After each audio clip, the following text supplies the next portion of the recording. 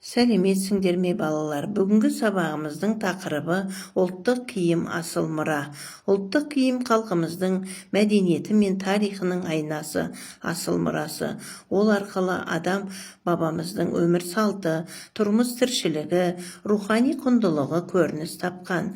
Ұлттық киім тек әдемі, сәнді зат қана емес, ол терең символикалық мағынаға ие.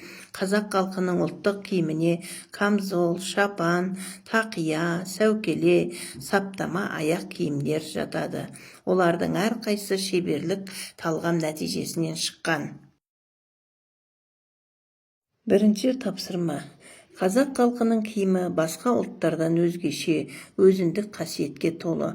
Мұның себебі қазақ халқының табиғат құшағында өсіп, еркін ғұмыр кешуімен байланысты. Жас ерекшелігіне қарай бала киімі, бозбала киімі, бойжеткен киімі, қалыңдық киімі, жас жігіт киімі, келіншек киімі, бәйбіше киімі, ақсақал киімдері деп бөлінген.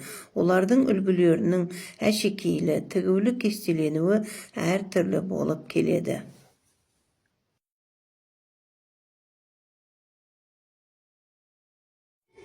Қазақтың ұлттық киімінің бірі қажекен. Бұны көбінесе әйел адамдар киеді. Наурыз күні қажекейді киеді. Қазақтың ұлттық бас киімі сәукеле. Бұны көбінесе қыздар киеді. Және де бұны ұзатылған қыздарға көбінесе кигізеді. Бұл ұлттық қазақтың шапаны. Шапанды үлкендер той думанда киеді.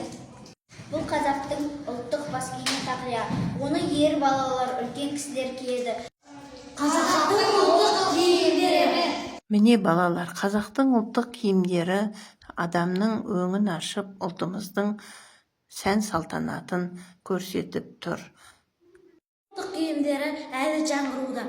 Балалар, үйге 4-ші тапсырма. Суретке қарап би мен батыр киімдерінің, сал-сері киімдерінің өзгешелігін айтып жазып келеміз.